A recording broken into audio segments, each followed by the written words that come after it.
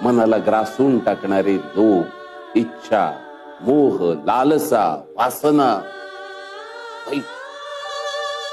अरे त्यांना अंतच नाही.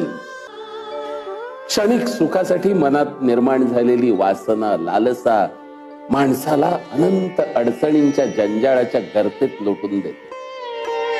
अरे बुडत्याचा पाय अधिकाधिक खोलात, तशी वासनेमुळे माणसाची गत होते.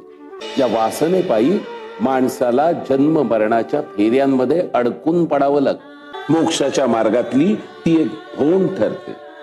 अरे मनात निर्माण झालेली एक छोटीशी वासना तुमच्या वर्षानुवर्षाच्या उपासनेला ग्रहण लावते.